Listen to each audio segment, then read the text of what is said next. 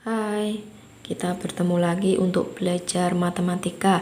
Pada video ini kita akan membahas materi matematika untuk kelas 7 SMP, yaitu tentang aljabar. Tapi sebelum kita melanjutkan, silakan kalian bisa share video ini ke teman-teman kalian atau ke siapapun, supaya bisa membantu kalian belajar matematika dengan mudah kapanpun dan dimanapun. Oke, siap untuk belajar? Baik, pada kali ini kita akan belajar tentang aljabar, yaitu materi matematika kelas 7 di semester 1. Apa sih aljabar itu? Aljabar itu adalah bentuk matematika yang menggunakan huruf-huruf untuk mewakili bilangan yang belum diketahui. Hurufnya apa? Hurufnya ya huruf sesuai abjad, bisa A, B, C, bahkan sampai Z. Jadi kalau ada bentuk matematika, dia ada huruf-hurufnya, maka dia termasuk bentuk aljabar. Ya, saya mempunyai 4 contoh. Kalau dari contoh-contoh ini, apakah keempat contoh ini merupakan bentuk aljabar? Yang pertama, 4x. Apakah termasuk bentuk aljabar? Iya, kenapa? Karena di sini ada huruf yang mewakili bilangan belum diketahui. Jadi 4 ada hurufnya X, maka ini merupakan bentuk aljabar. Terus contoh yang kedua, 4x ditambah 5. Apakah bentuk aljabar? Iya, karena di sini ada hurufnya X. Terus contoh yang ketiga, X ditambah Y dikurangi 2. Apakah bentuk aljabar? Jelas, kenapa Bu? Karena di sini ada huruf X dan ada huruf Y. Jadi kalau ada huruf-hurufnya, maka dia termasuk bentuk aljabar. Terus, yang ini Bu, X kuadrat ditambah 2Y. Apakah bentuk aljabar? Iya, tapi Bu di sini ada duanya, pangkat duanya. Iya, walaupun dia ada pangkat duanya, tapi karena ada hurufnya, maka dia termasuk bentuk aljabar. Bisa ya? Kemudian, sebelum kita mempelajari aljabar lebih lanjut, kalian harus tahu bagian-bagian dari bentuk aljabar. Dalam aljabar nanti, kalian akan mengenal istilah variabel, koefisien, konstanta, dan suku. Sekarang variabel dulu. Apa sih variabel itu? Variabel itu adalah lambang pengganti suatu bilangan yang belum diketahui nilainya. Biasanya memakai huruf A, B, C, Z. Jadi dapat disimpulkan apa? Variabel dalam bentuk aljabar adalah huruf yang ada, huruf yang dipakai, huruf yang ditulis dalam aljabar tersebut. Jadi kalau ada hurufnya, maka huruf itu disebut sebagai variabel. Contohnya, 3x ditambah 10. Variabelnya siapa? Langsung saja kamu cari hurufnya. Hurufnya siapa di sini? Iya, benar sekali. Variabelnya adalah x.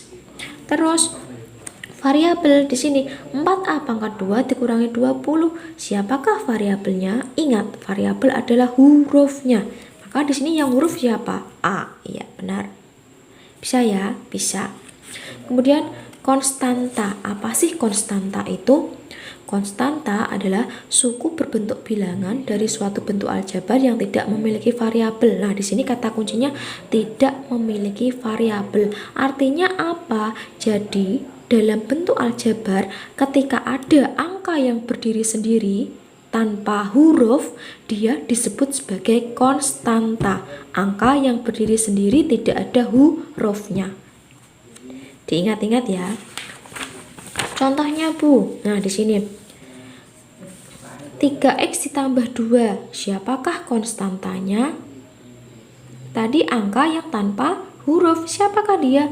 2, jelas 2. Contoh yang di atas, 3x ditambah 10, siapakah konstantanya?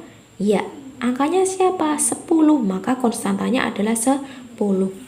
Contoh yang ketiga, misal di sini saya punya 2a dikurangi 15. Siapakah konstantanya? Konstantanya angkanya siapa? Angkanya berapa? Ya ini, negatif 15. Hati-hati ya. Konstantanya bukan 15 tapi negatif 15. Kenapa Bu? Ini bila ada tanda kurang itu artinya negatif. Negatif pasti mengikuti angka belakangnya. Bisa membedakan ya. Sekarang koefisien.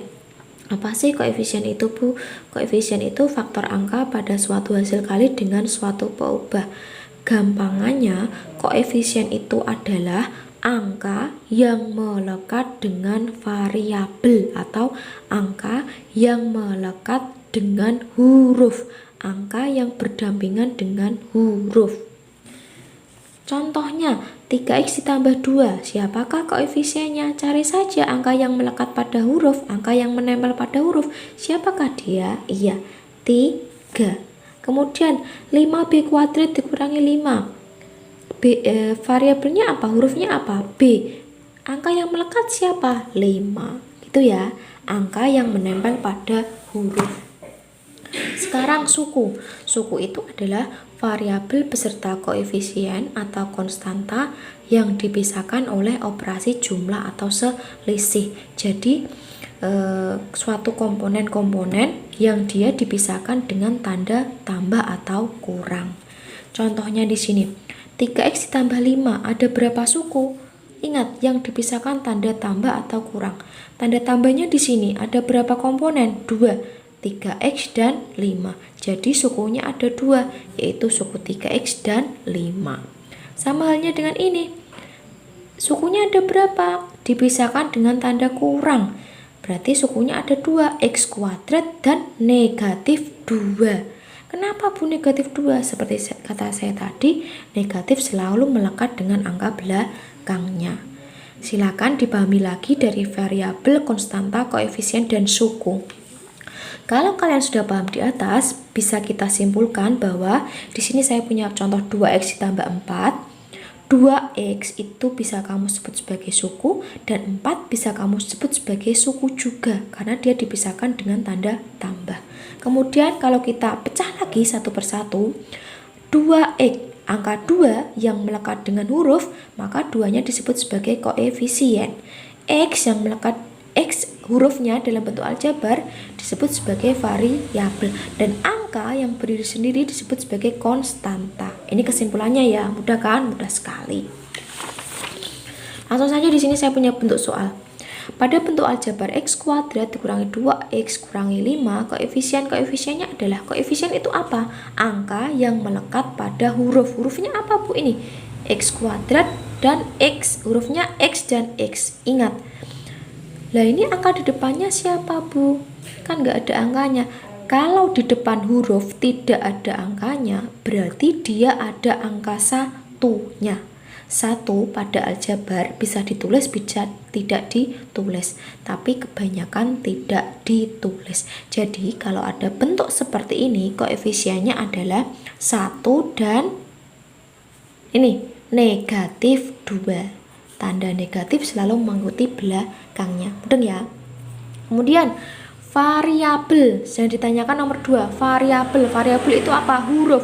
Hurufnya apa di sini? X kuadrat, X dan Y. Maka hurufnya adalah X dan Y. Hurufnya saja, bukan beserta tandanya. Bisa ya? Itu tadi bentuk-bentuk aljabar. Sekarang kita lanjut ke perkalian aljabar. Ketika ada bilangan dikalikan dengan huruf, maka cara penulisannya adalah bilangannya diletakkan di depan.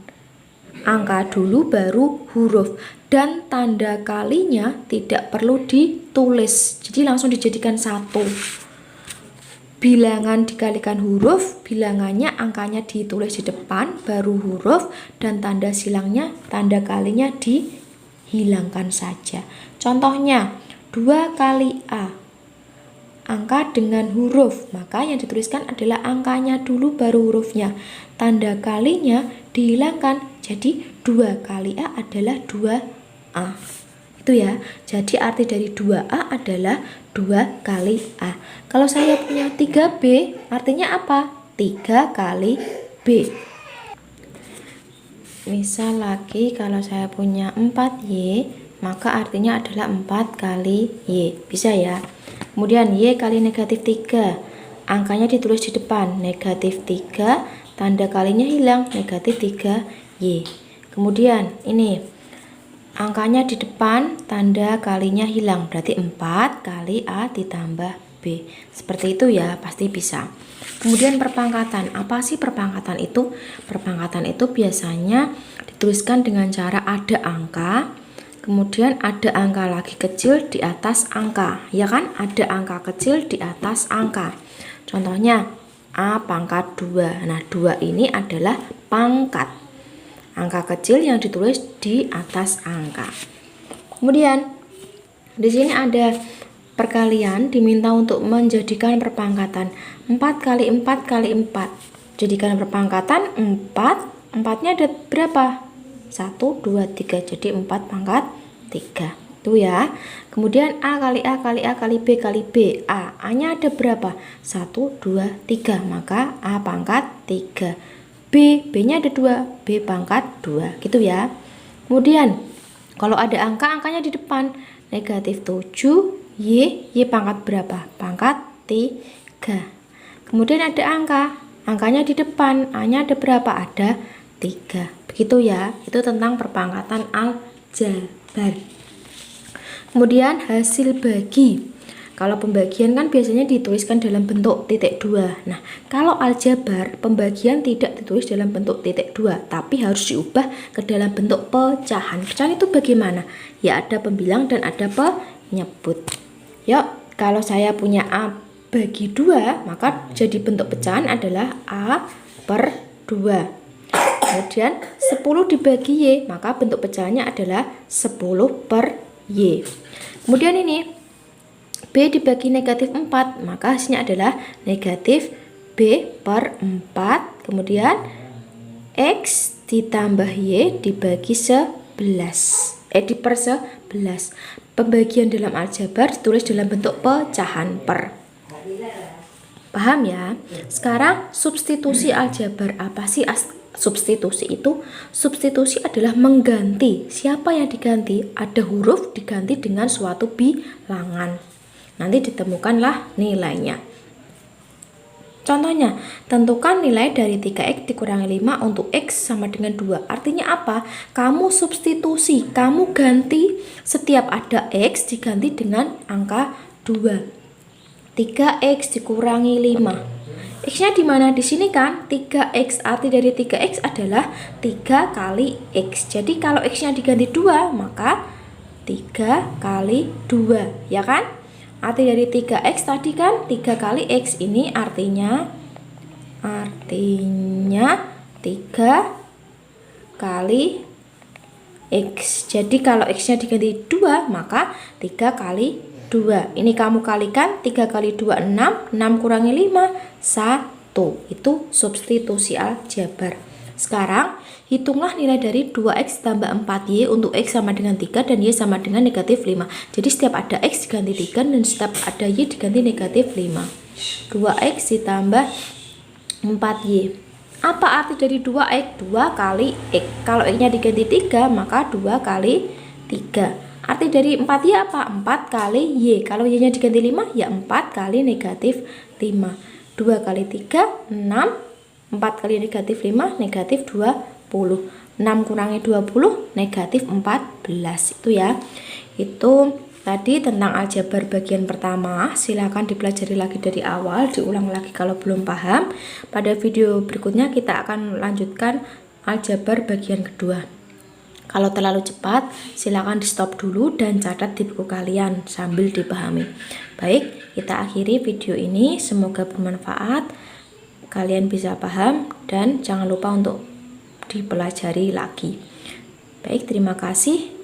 Selamat belajar dan sampai jumpa.